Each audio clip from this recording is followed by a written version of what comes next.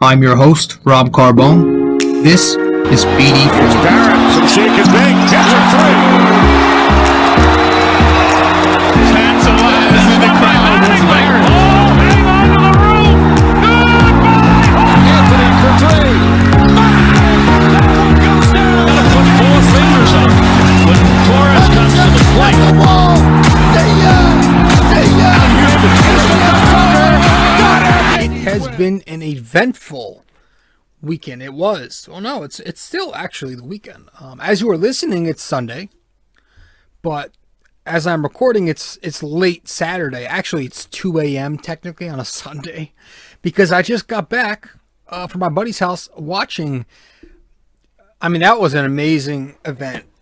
UFC 261.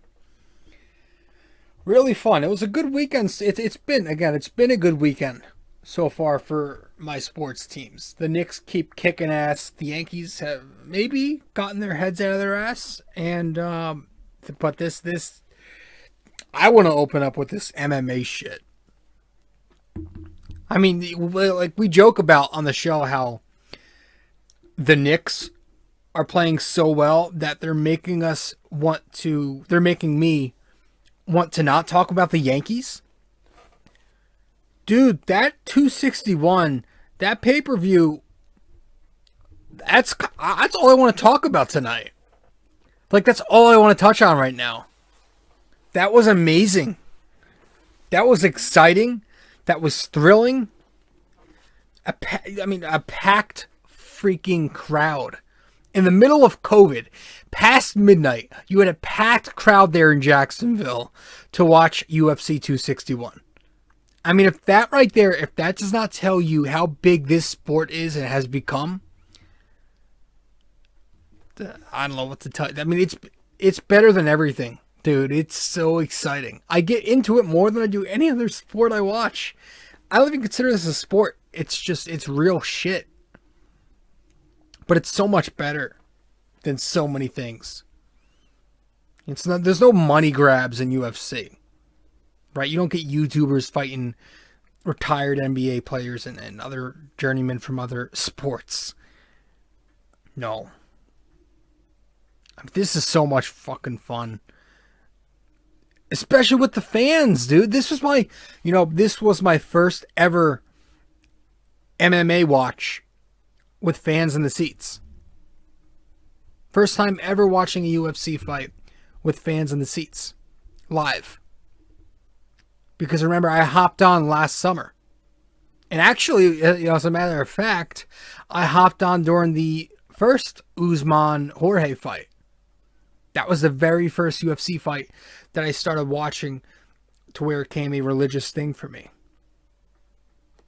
It was the first fight I watched as more than a casual fan. That was what started my diehard, junkie fandom. But yeah, I mean, it's so fun. With the crowd, man, the excitement, the chants, the jeers. Holy crap. It is so much fun. So much better this way. I mean, how would you ever want to go back to having no crowd after that? That's how I felt. Like, I enjoyed it without the crowd, but seeing this now, having felt that for the first time, and could you imagine going? I need to go. I need to go to one of these things.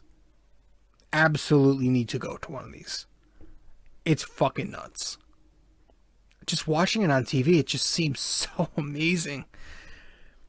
Oh man, the UFC is so fun. And they do a great job marketing their product, right? They do a spectacular job marketing their product. But that's not to say it's all hype. It's not just overhype. Like, they market it, but it's actually a good watch. These big cards almost always certainly live up to their name. Like, they never disappoint. At least not since I've started watching over the past year. Crazy. I love it. I love it so much, dude. I am so into this shit. Sorry. Getting a friggin' text from my buddy at 2 a.m. You know, I my I used to not tell anybody my number. I used to not even tell my family members, believe it or not, my phone number. And I went on like that for like maybe a couple years because I hate like group chats. I hate group chats. Anytime I get into a group chat, I don't mute it, because if I mute it, it doesn't send a message because they don't know. So what I do is I leave the group chat, and so that way it'll say so-and-so, RJ has left the chat.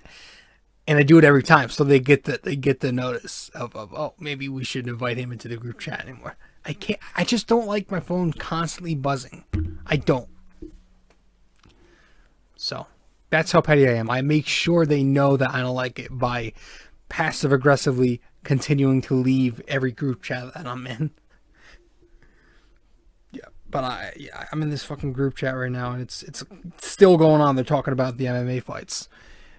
But like, chill the fuck out, guys. It was a good fucking card. It starts out, you see, well, first of all, the whole thing with Jake Paul, crowd booing him, F Jake Paul, and then he gets in a little bit of a confrontation with DC, because obviously they have they've got their little feud. That was interesting. I can't stand this kid. And listen, I think Dana White said it best. And for as much people who don't, I can't fucking speak for the. I know there's a lot of people who dislike Dana White, but you have to actually think about this with logic. With what he's saying, and I know he lost $1 million on that fight with Askren and Paul, but he's saying the right thing, and I've been saying it, and a lot of people are saying it. The guy has to fight real people. He's got to stop nitpicking people, retired players, blah, blah, blah, and actually fight boxers in their prime. Let's not nitpick it here, and let's not fight random. If you want to call yourself a professional boxer, I want to see you continuously defeat, or at least compete in boxing matches with professional boxers. So no more of this retired NBA player, retired wrestler, MMA Bellator guy, and Askren, and I forget the two other guys who fought him before, but like, let's actually fight some professional boxers in their prime. Let's try and do that next. So DC has got a beef with him, but I understand. Everybody who doesn't like Jake Paul in MMA, they make their points because they're saying the same. And like, can we get these guys to come over here for a change? They wouldn't last a fucking second. Are you kidding me? I have so much respect for these MMA guys going over there. But until one of those guys can come over to the MMA, to the UFC, and do some mixed martial arts, I'm not going to respect them. Not their smack talk, no. But dude, fight a real boxer first, before you get all cocky. But hey, he's doing his thing. He's making his money. He's getting people like me to talk about him. And so that's why he's at the top. But yeah, they were confronting each other earlier in the night. But the fights were good. The actual fights were really good. The prelims were very sharp. I saw a couple of the prelims, but I was, trying my best to watch the Yankee game. I was doing the dual screen thing. I had the Yankees on the big screen, and the prelims were on my tablet. But they were good. They were sharp. But I just the whole preliminary fights are just a wash to me now, because I'm still thinking about the main card. The Anthony Smith fight. I heard that the kid he beat, Crude, a younger kid, he blew out his knee. So that's very unfortunate.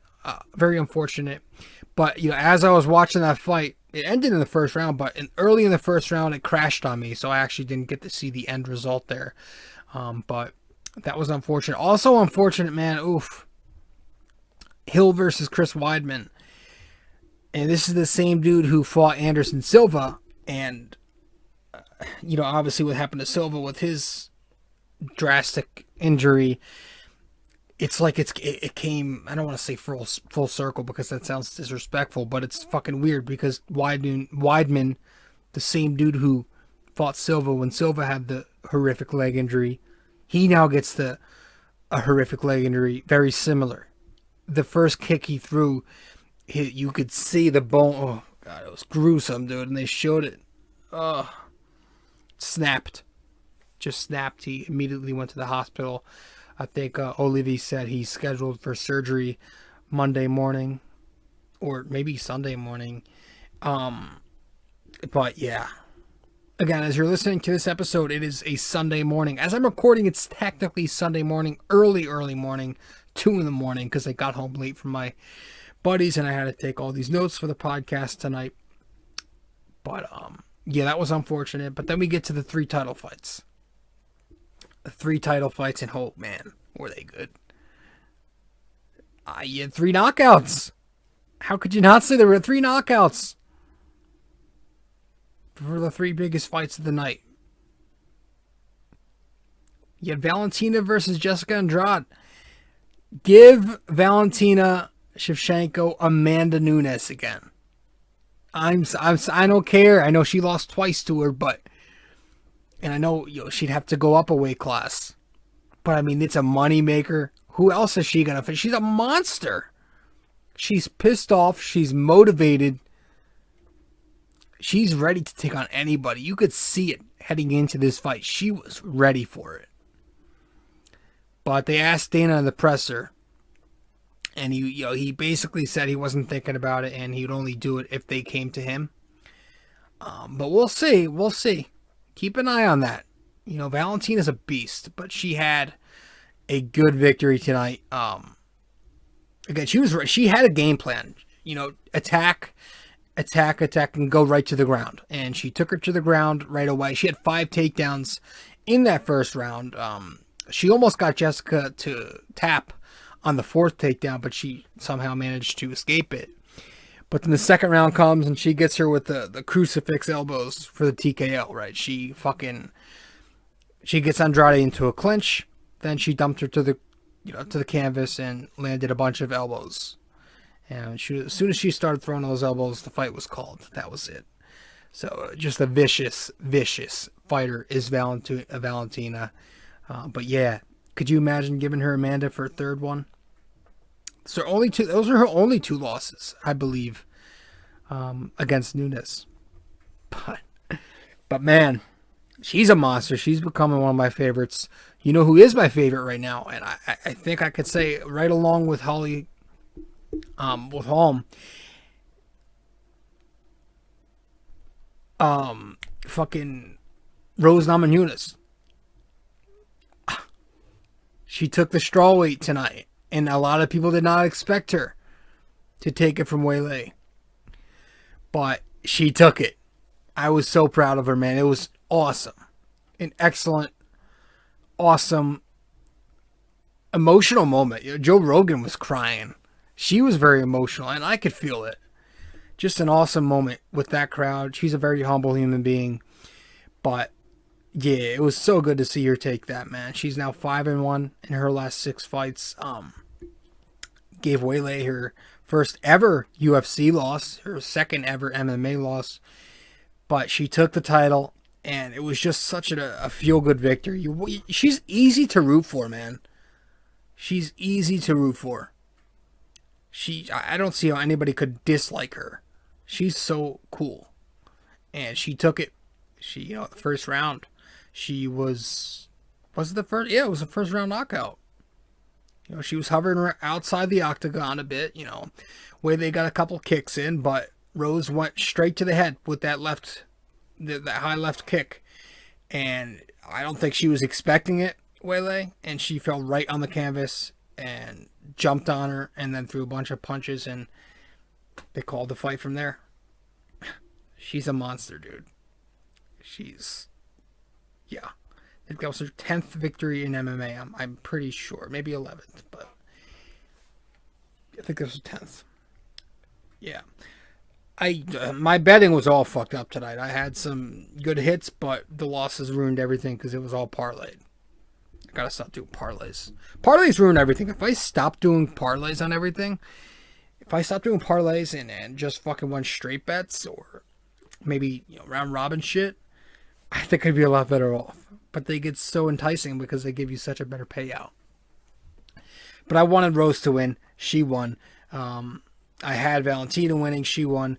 I wanted Jorge to win, but in the back of my mind, I had a bad feeling he was not going to win, and there you go. You got Usman taking home the win with the KO.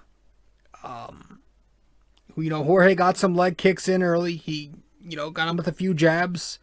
Usman did. And then Jorge, attempted a knee, and the fight kind of just went to the ground for a bit. A few minutes later at the end of the round, it came back to their feet. Became a stand-up fight.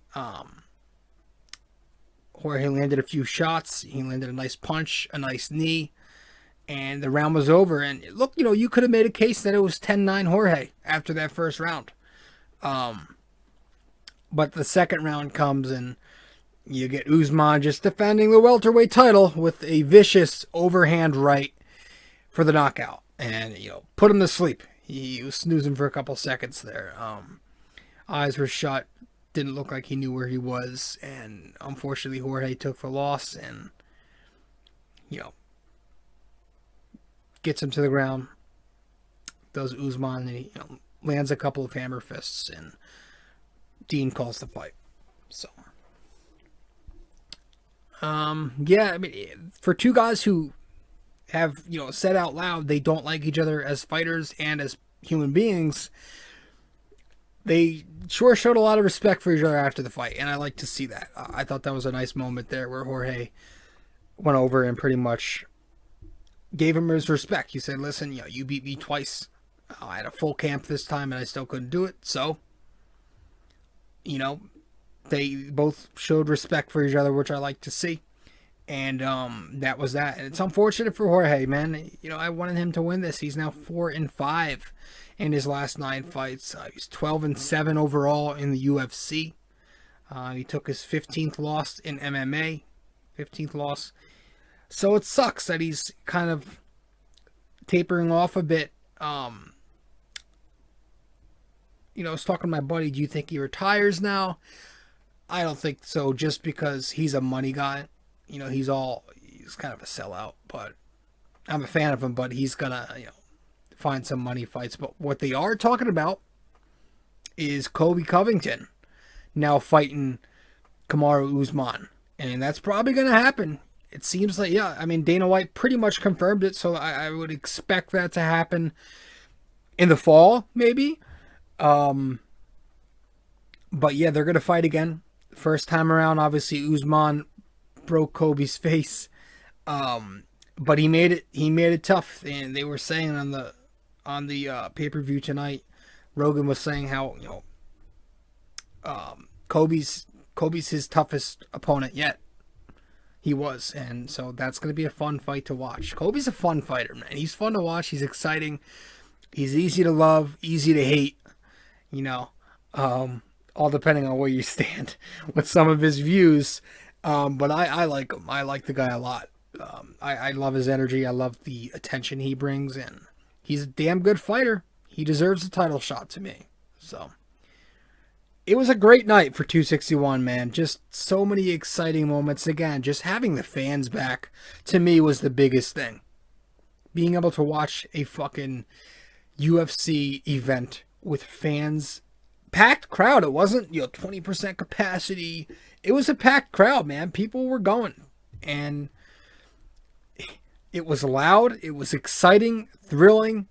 I was stoked for it, and it lived up to every bit of the hype. So, very impressed with 261. Those are my thoughts. And, I'm sure I don't have very much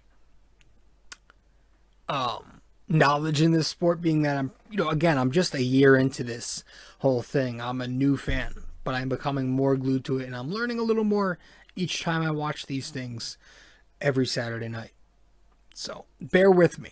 If my terminology isn't exactly on point, or if my pronunciation on some certain fighters is not exactly correct, bear with me. But great 261.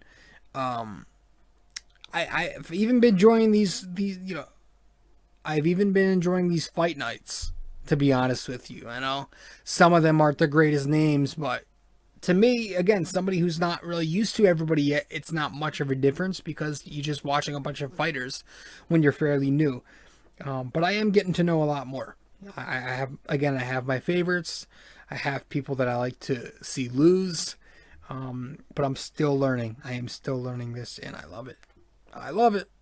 So, 261, great. What's going on, everybody? Yes, welcome to the show. Welcome to the podcast. This is episode 237. I just spit of the podcast of BD4. The Knicks are balling out right now, and we are going to get to the Knicks in just 1 second. But before we start talking Knicks, I want to ask you guys that if you haven't yet subscribed to this podcast, to BD4, where there's no better way to get your Yankees and Knicks analysis, be sure to subscribe to us right now. You can go and sub to us on YouTube, where you can watch the podcast as opposed to listening to the podcast. Or you can sub to us on, all the platforms where you can listen to the podcast.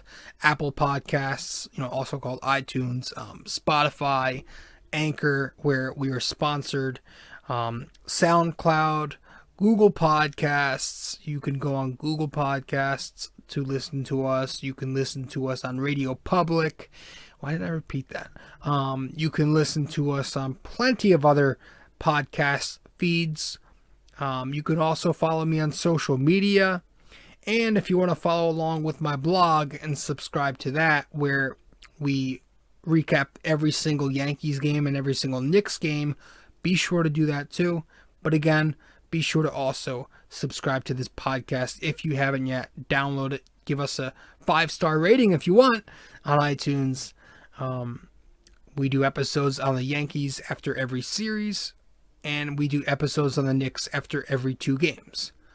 So thank you guys so much for tuning in, and we may as well get started and start talking about these Knicks, because I sure as shit don't want to go on too long, because it's pretty late at night for me. As I am recording, it is 2:43, the very second I speak, in the morning on a Sunday. All right, let's get to it. Let's head to our first break. When we get back, we'll start talking Knicks. All right.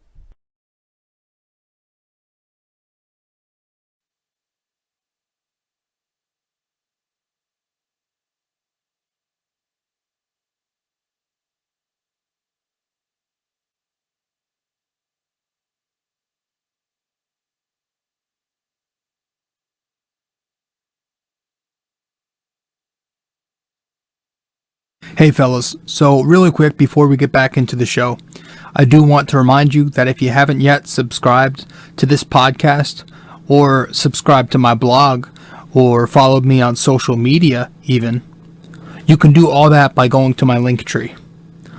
Just go to linktr.ee/rjcarbone. That is linktr.ee/rjcarbone. Guys, thanks so much. Let's get back to the show.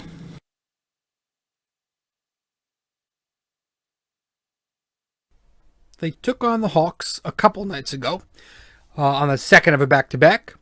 But the Knicks still picked up the victory. They picked up an impressive overtime victory, 137-27, where the Knicks defeat their buddies, the Atlanta Hawks.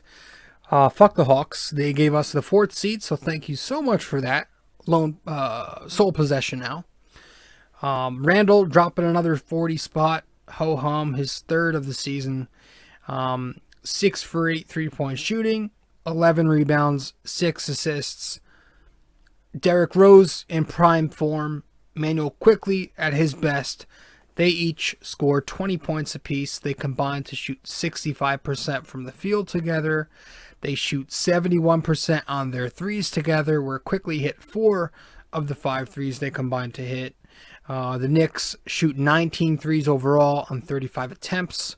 Nice to see them get the amount of attempts up that they did. And they had 29 assists. The ball was moving. Early on, it did not look great. At least defensively. You had Trae Young, who ended up going for 20 and 14. Torching the Knicks. He was wreaking havoc in the paint with Capella. The Hawks were executing pick and roll to a T on the Knick bigs. You had Capella living down there, just owning the interior, and then Young scoring in all facets of the game. slicing through our defense to go down the middle. Just, killing us in the lane, excellent on the break, pulling up from different burrows, facilitating to his bigs at or near the rim. We talked fucking Capella, fucking John Collins even goes for 18 points, but Capella goes for fucking 25 and 22. I mean, shit. So it didn't look great inside the restricted area, down on the low block. Just Capella living down there and Young making sure to feed him. The Knicks, some poor transition defense early. The 7 first quarter turnovers did not help. But we tried our best. The Knicks tried their best to counter and, keep up with the Hawks with some offense of their own. And that they did. You had Derrick Rose starting this game out 6 for his first 6. He had Randle going for 20 points before halftime. The Knicks had themselves a lead, even, going into the break at one point.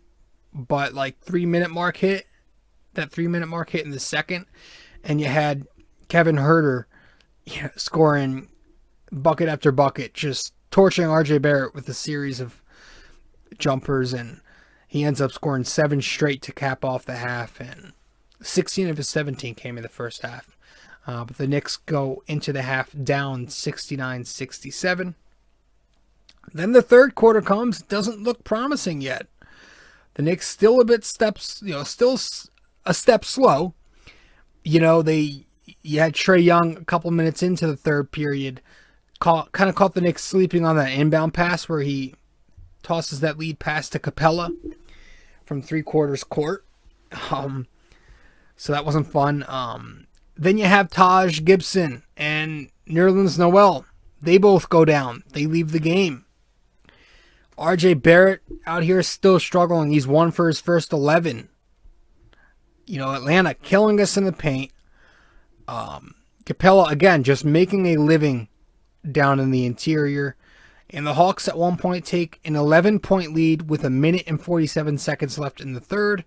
Once that lottery pick, Okongwu, tips in Young's miss.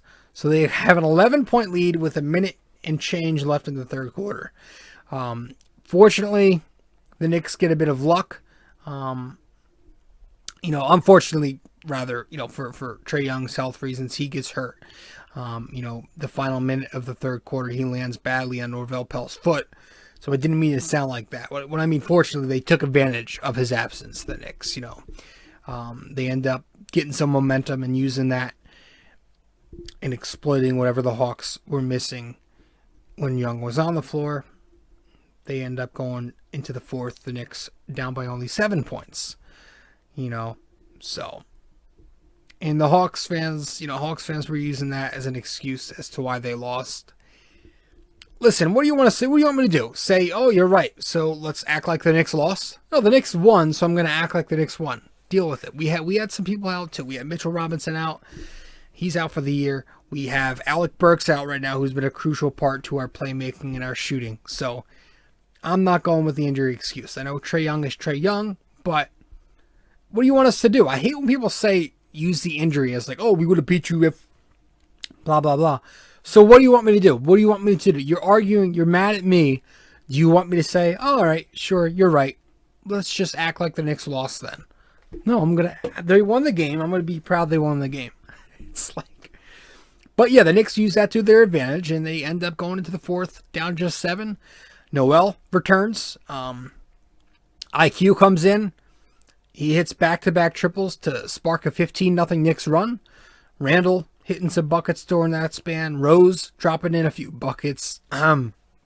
Excuse me. He hits that 3-point shot. His only attempt from there. It falls, and that brings the Knicks up 116-109 with about 4:46 left in the fourth quarter. The Hawks kind of respond, though, a bit.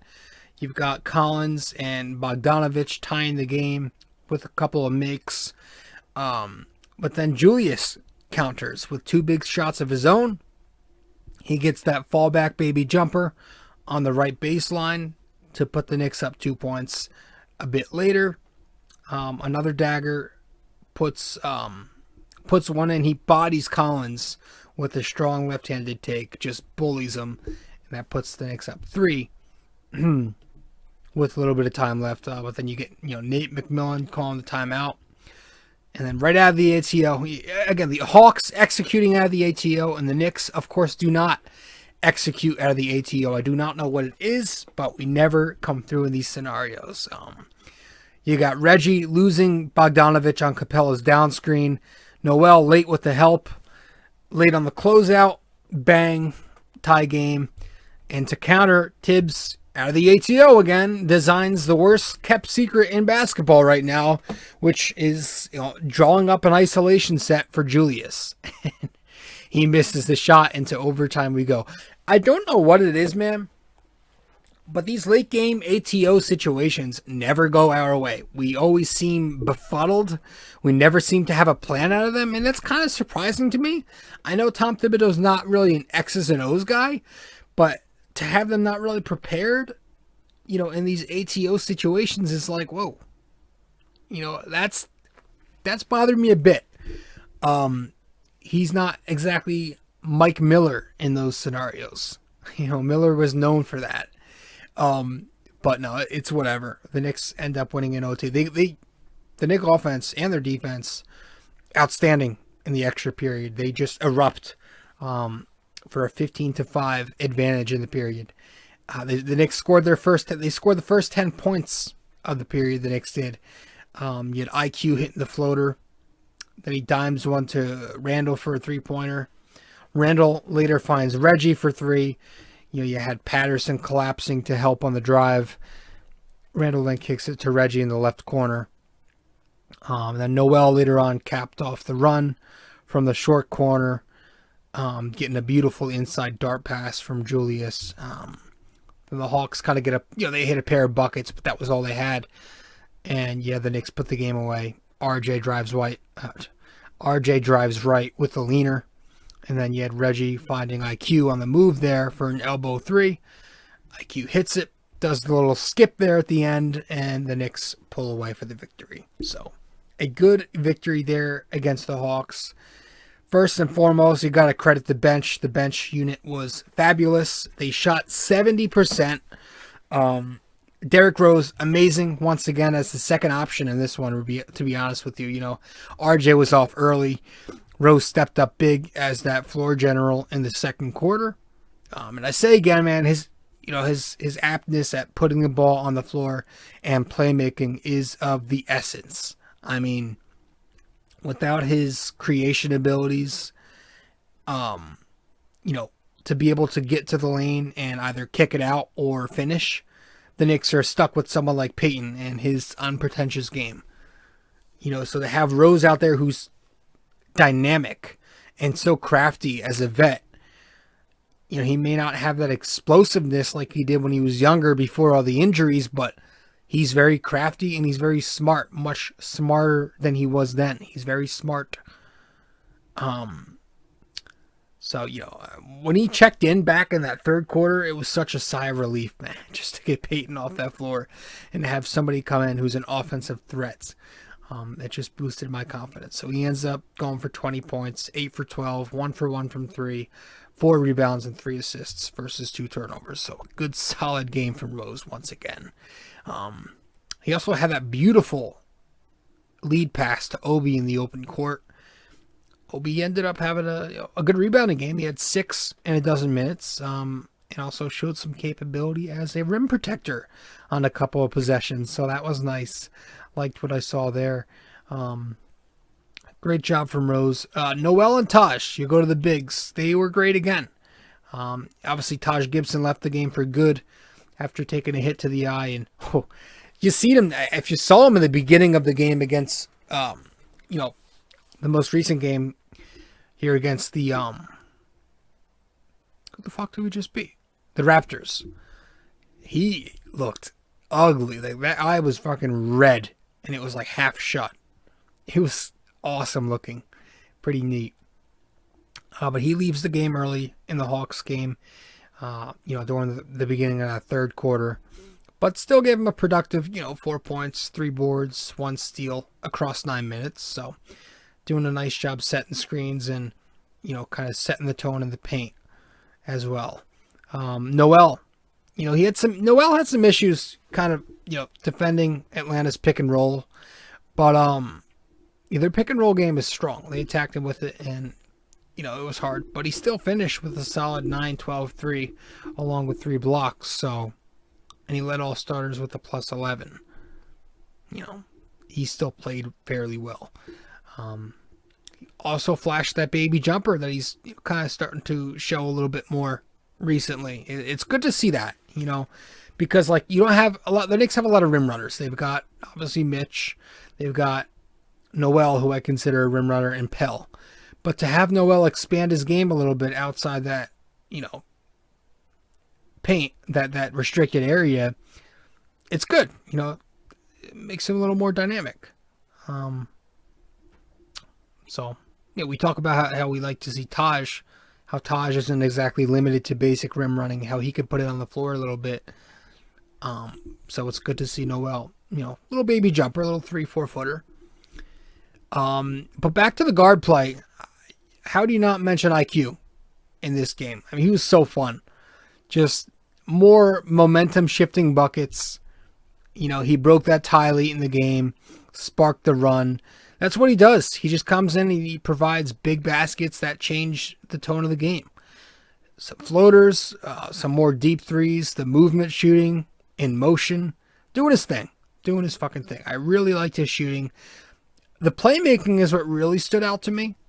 We talk about how his playmaking has kind of tapered off a little bit on the year, as especially since Derrick Rose has came onto the scene. He's playing more of an off-ball role, but he did have 4 assists. And you like that one possession in overtime where he waved off Julius, fed RJ, and then he hit that running 3-pointer in motion off the Bullock assist.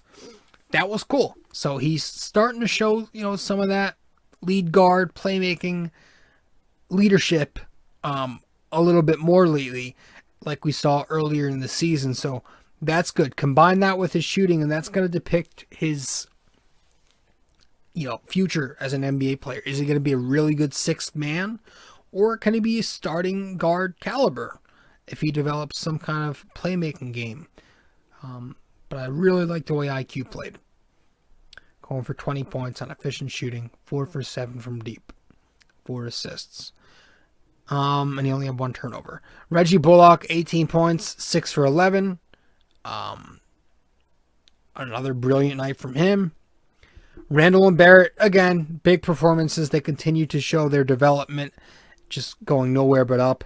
RJ, obviously the big third quarter. But great defense, especially in overtime. Helping on the weak side, denying any kickouts.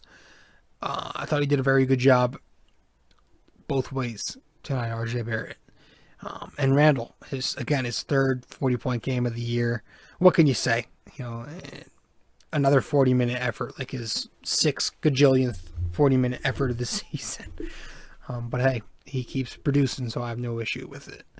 And that was it. That was the game against the Hawks. That was game, 59 of the season maybe? Or 60? That was game 60. I think today was 61. Sunday. Or Saturday. Fucking can't keep track. But yeah, the Knicks defeat the Hawks in overtime.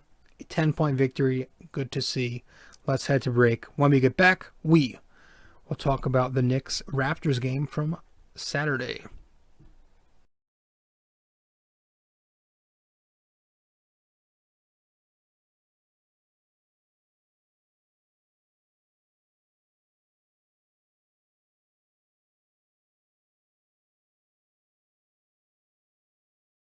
Hey fellas, so really quick before we get back into the show, I do want to remind you that if you haven't yet subscribed to this podcast, or subscribed to my blog, or followed me on social media even, you can do all that by going to my link tree.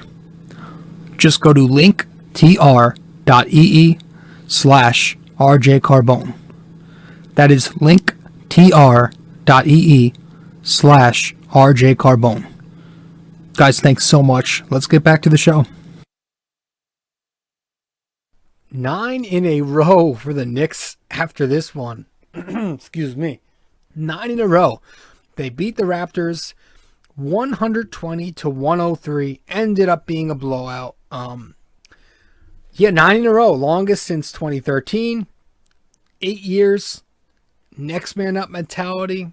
Just keep doing our thing. Another matinee victory. Beating a Raptors team who are coming off 4 straight themselves. They just beat the New Jersey Nets in their previous contest. So good to kind of blow them out.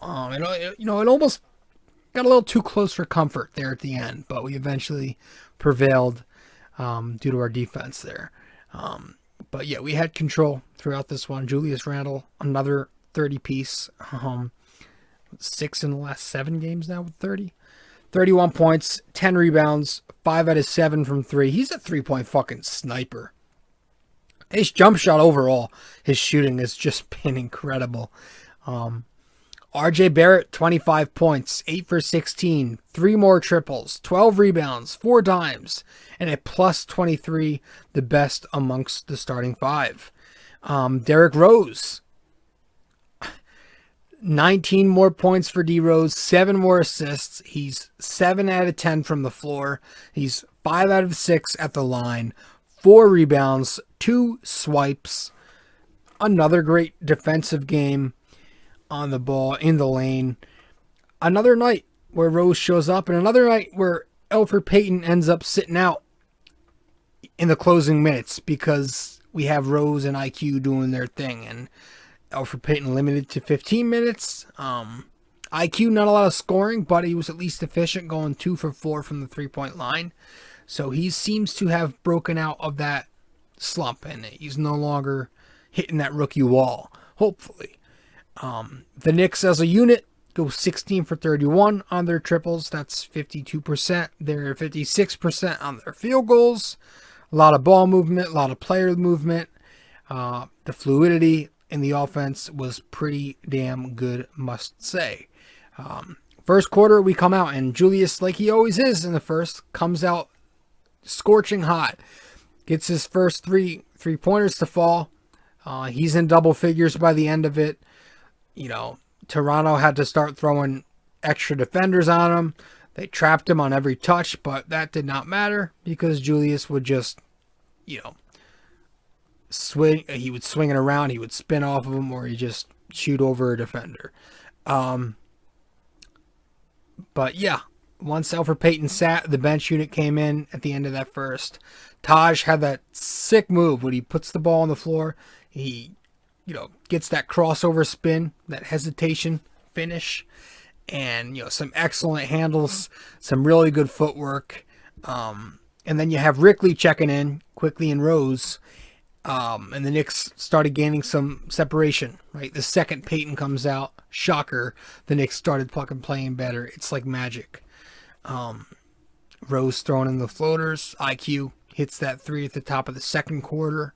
Why Toronto switched a big onto Emmanuel quickly on the perimeter there, I do not know. The world may never know, but I will take it. And he did. But the Raptors were tough to guard themselves. The Knicks were dropping off. They were dropping off and daring them to shoot, which, that scheme, that drop off the arc scheme that Thibodeau likes to run defensively I've developed major fucking anxiety because of that scheme. It makes every single time an opponent flings one up when they're wide open, and then they end up missing. And I'm like, oh, thank God. It's worked to perfection this year. I do not know how, but for the first half, it kind of wasn't against Toronto. They were hitting their open threes. You had Van Vliet catching fire at one point. He was even hurting us down the middle in the lane too. So a rough defensive first half. The Knicks still enter the half up 5 points. Rose and the second unit defense played pretty hard in the quarter.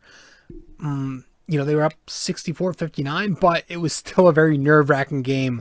Was never comfortable in that first half. But, the start of the third quarter didn't really change things. The third quarter of doom, at least, to start off, reared its ugly head. And I wonder why. Could it be because number 6 was back on the floor? No, right? I mean, the tunnel vision, Payton started turning it over, And you could see the body language on his teammates. RJ didn't look happy with it. Randle looked frustrated, visibly frustrated. Gosh, I can't stand Peyton.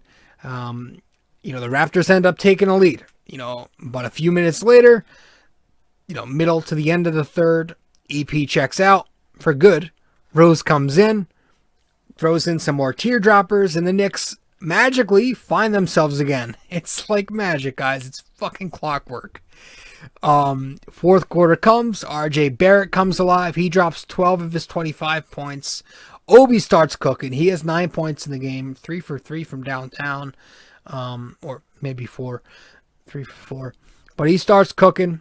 Really pulled us. What I thought was when he hit back-to-back threes, spotting up. I thought that was going to put the game away, and it looked like it. But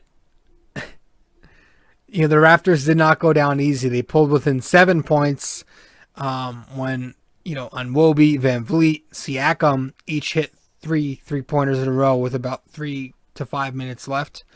And Wobie ends up with 27, Van Vliet 27, 5, and 11. Siakam has 26. But the Knicks end up pulling away. They get RJ to finish them off with a series of points, and the Knicks clamp down defensively. And another good win. The bench, man, solid once again. We talked about how they shot 70% against the Hawks. Well, in this one, they outscored Toronto 43-11. Derrick Rose, leading the bench again. Just more impressive 3-level scoring from the veteran, combined with, solid playmaking tools. Again, the dribble drive is so crucial at the point guard position, and D Rose does it like no other because of his tool set. He's such a great initiator because of his speed and his tight ball handling abilities.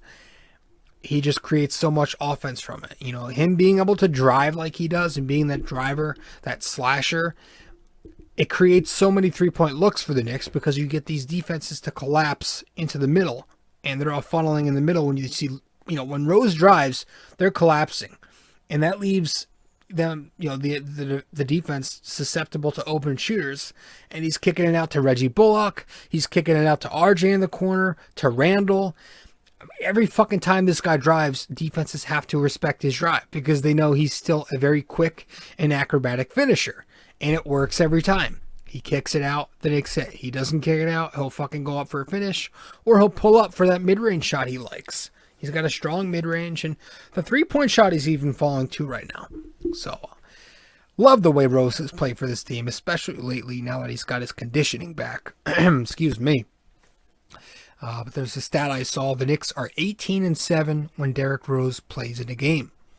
He's a plus 26 in the box score to lead all players today. Him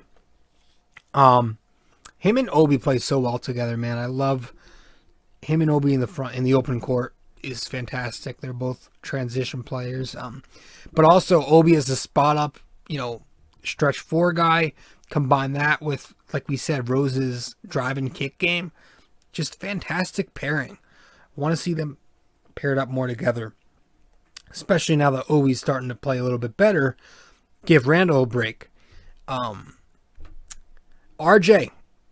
Reggie had 16 points. And the Knicks are 22-6. 22-6 when Reggie goes into double figures in the scoring department. So that's pretty cool. So you get Reggie and Rose both doing their thing. You're most likely going to win a game.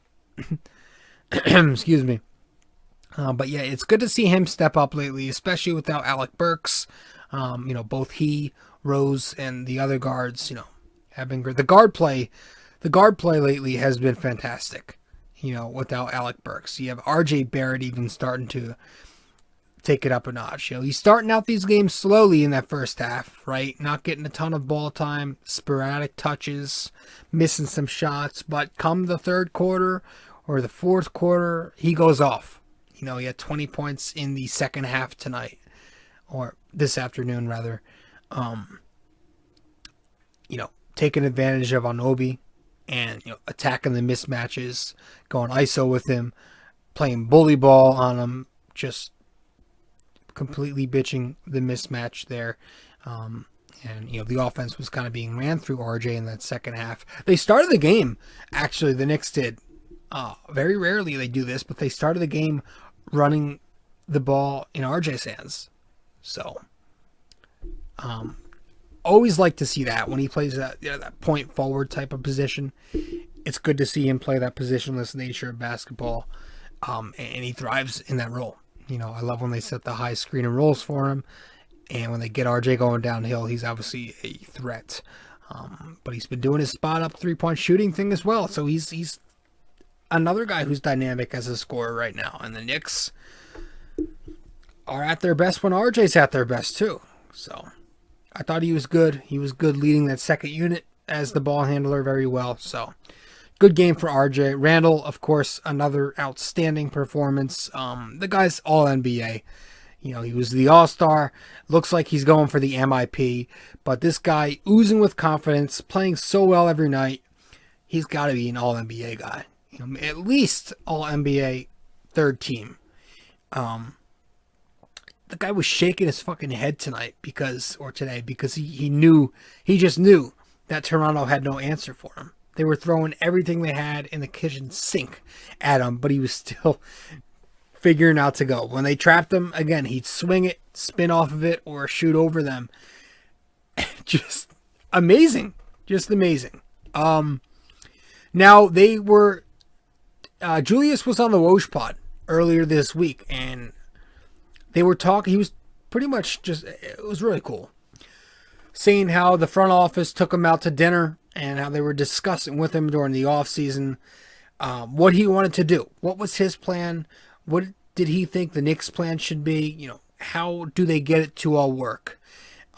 He was mentioning how Worldwide West was there with him, talking to Rose, talking to Kenny Payne. It was a really awesome thing to hear, and I suggest you go check that out. It's on the Woj pod. Randall was talking about it with Adrian Wojnarowski, and yeah, it was really cool. Just saying how they were asked, they came to him, and he really respected that. And look at the player he's turned into be, guys. I mean, this guy was somebody who all of us were fucking criticizing in his first season with us. The inefficiency.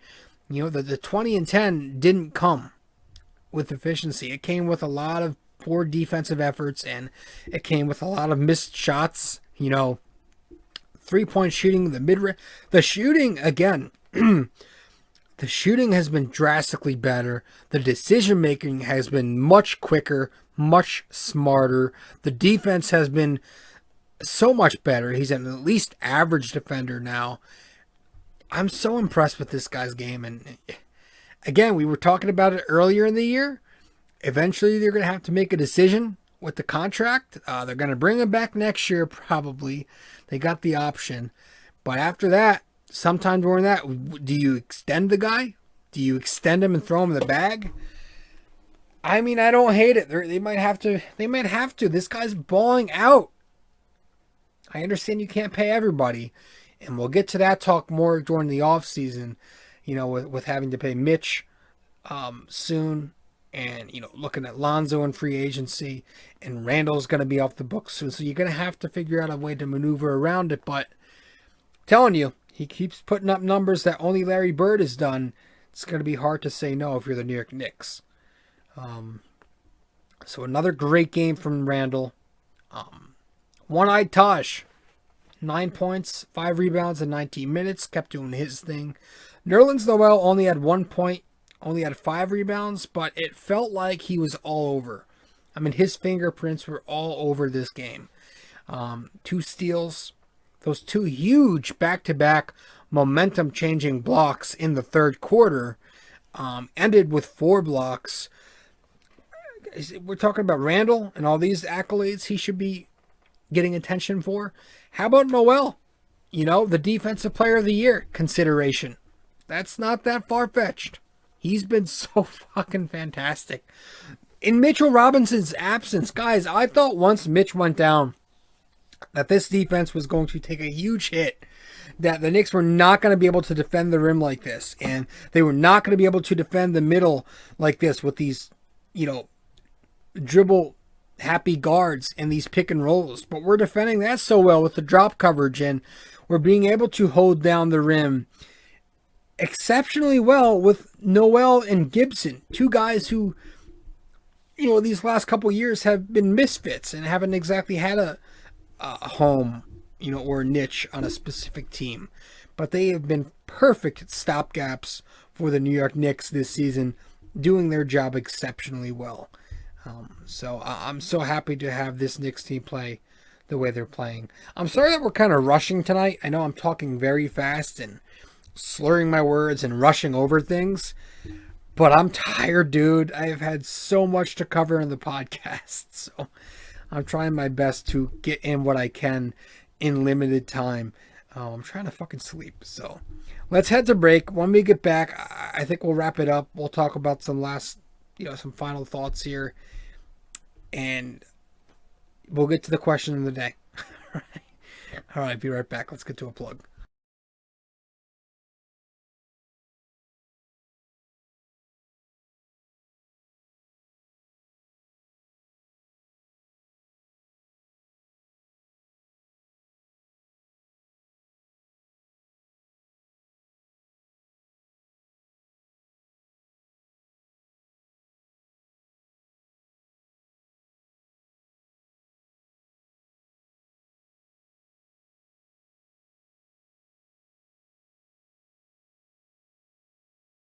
Hey fellas, so really quick before we get back into the show, I do want to remind you that if you haven't yet subscribed to this podcast, or subscribed to my blog, or followed me on social media even, you can do all that by going to my link tree. Just go to linktr.ee/rjcarbone. That is linktr.ee/rjcarbone. Guys, thanks so much. Let's get back to the show. They're a good team, the Suns. They are up next at MSG. That's a Monday night game. So you have the hottest team in the NBA coming off 9 straight versus one of the best teams in the NBA, second in the Western Conference. The Western Conference has some good teams too. So the Suns are on pace for 50 wins in a shortened season. So it's going to be tough. It's going to be a fun game, but think about that, man. We have 11 or 12 games left in the season, and we're playing in a meaningful, intense basketball game. That's fucking awesome. Good to finally have that. That's the Suns game coming up on Monday. Then after that, it's the Bulls and the Rockets, who are very freaking beatable. So that's the positive. That if we slip up against the Suns, we have two teams, and of course trap games exist, but you do have two teams who, if you go into it with a serious mentality, you're able to beat. After that is, we won't even go there, but it's the dreaded West Coast trip. To kind of wrap up the season there. We have a couple games after that. We finish with Boston, but, game at a time. Phoenix up next at the Garden Monday night. So that's going to be fun. Devin Booker versus RJ Barrett. DeAndre Ayton versus Nerlens Noel. Julius Randle.